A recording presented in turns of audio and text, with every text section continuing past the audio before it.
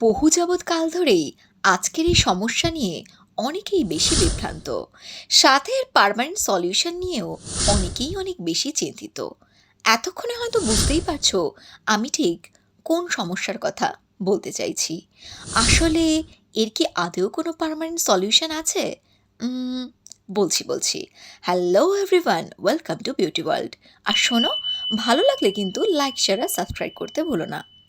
Actually মিলাজমা এমনই একটা problem যেটা নিয়ে বহুকাল ধরেই অনেকের সমস্যা ছিল, বাট এখন কিন্তু সেই সমস্যাগুলো আর সমস্যা নেই, কারণ এখনের সলিউশন কিন্তু আমাদের সাধ্যের মধ্যেই। প্রথমেই বলি মেলাজমা হবার কারণ কি। সূর্যের আলো, অতিরিক্ত সূর্যালোকের প্রভাবে স্কিনে ইউভি রে পড়ে ত্বকের মধ্যে থাকা মেলানোসাইটকে উত্তেজিত করে তোলে, যার প্রভাবে অতিরিক্ত মেলানিন তৈরি হয়, যেটা মেলাজমা তৈরির প্রধান কারণ। হরমোনাল ইমব্যালেন্সিং, এই হরমোনাল ডিসব্যালেন্স ন্যাচারালি মহিলাদের প্রেগনেন্সি পিরিয়ডে হয়ে থাকে, যার প্রভাবে ত্বকে মেলানিন উৎপাদন বেড়ে গিয়ে মেলাজমা তৈরি হয়। আবার কোনো কোনো ক্ষেত্রে মহিলাদের মেনোপজের সময়ও এই হরমোনাল ইমব্যালেন্সিংয়ের প্রভাবেও ত্বকে মেলানিনের উৎপাদন বেড়ে যায়, যার প্রভাবে মেলাজমা আপনি আপ তৈরি হয়।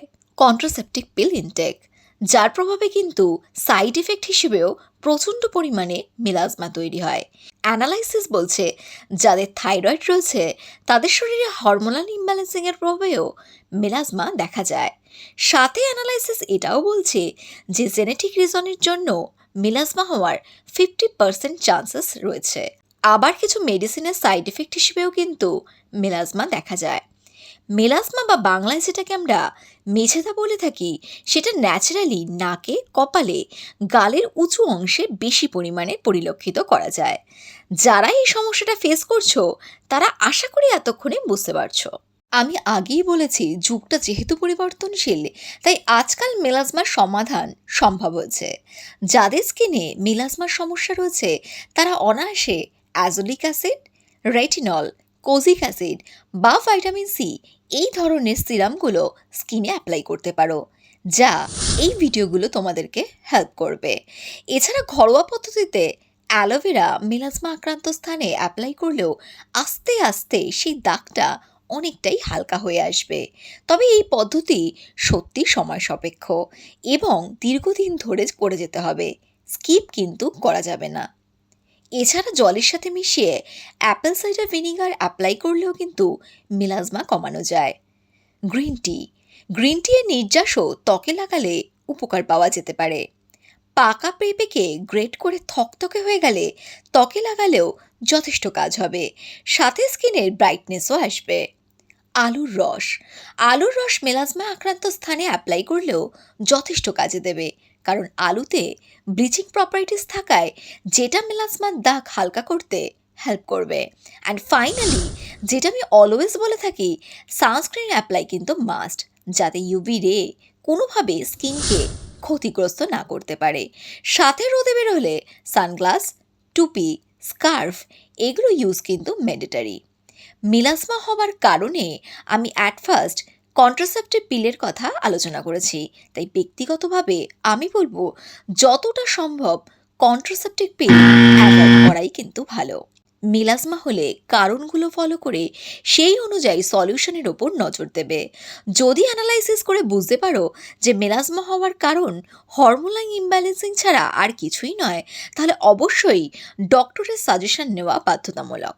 জেনেটিক রিজনে যদি মেলাজমা হয়ে থাকে তাহলে সিরাম বা ডিআইওয়াই রেমেডিজ এক্ষেত্রে কোনোভাবেই কোনো কাজ করবে না। তার জন্য লেজার থেরাপি একমাত্র ভরসা। লেজার থেরাপি অত্যাধুনিক চিকিৎসা পদ্ধতি যা অভিজ্ঞ ডক্টর দ্বারা করা হয়, কিন্তু এই প্রসেস সবার জন্য উপযুক্ত নয়। এই প্রসেসিং করার সময় অবশ্যই অথেন্টিক জায়গা থেকে ডার্মাটোলজি ক্লিনিক থেকে করাই শ্রেয়। এই পদ্ধতির কতগুলো সেশন রয়েছে, যেই সেশনটা ত্বকের উপরে থাকা সমস্যার গভীরতার উপর নির্ভর করে, অর্থাৎ যার সমস্যার গভীরতা যতটা বেশি তার ততটাই সেশনের দরকার পড়বে। আর এর প্রত্যেকটা সেশনের খরচ অ্যাভারেজ 9 to 10,000। আশা করি লেজার থেরাপি সম্পর্কে কিছুটা তথ্য দিয়ে বোঝাতে পারলাম। তাছাড়া অ্যাডভান্স ডার্মাটোলজি ক্লিনিকে কেমিক্যাল পিলের মাধ্যমেও মেলাজমা ট্রিটমেন্ট করা যায়। এই পদ্ধতিতে ত্বকের উপরের স্তরে রাসায়নিক দ্রবণ ব্যবহার করে তুলে ফেলতে হয়, যেটা ত্বকের রং হালকা ও উজ্জ্বল করার পাশাপাশি মেলাজমা কমাতেও যথাযথ হেল্প করবে। বর্তমানে মাইক্রোনিডলিংও একটা অত্যাধুনিক পদ্ধতি, যার মাধ্যমে মেলাজমা ট্রিটমেন্ট করা সম্ভব। এই প্রসেসে ত্বকে ছোট ছোট ছিদ্র করে কোলাজেন উৎপাদনকে উদ্দীপিত করে মেলাজমাকে হালকা করতেও ত্বকের রঙকে উন্নত করতে হেল্প করে। এছাড়া পিআরপি প্রসেস, যার ফুল ফর্ম হলো প্লেটলেট রিচ প্লাজমা, এই পদ্ধতিতে ক্লায়েন্টের রক্ত থেকে প্লেটলেট সমৃদ্ধ প্লাজমা নিয়ে ত্বকে ইনজেকশন দেওয়া হয়, যেটা ত্বকের পুনর্গঠন করতে হেল্প করে, সাথে মিলাজমা কমায়। তবে লেজার থেকে কেমিক্যাল পিলিং প্রসেস বা মাইক্রোনিডলিং থেকে পিআরপি প্রসেস পুরোটাই কিন্তু অতিরিক্ত মেলাজমা থাকলে সেসব ক্লায়েন্টের ওপর পুট করা হয়, সবার ক্ষেত্রে কিন্তু নয়। বা অল্প পরিমাণে ত্বকে দেখা গেলেও কিন্তু নয়।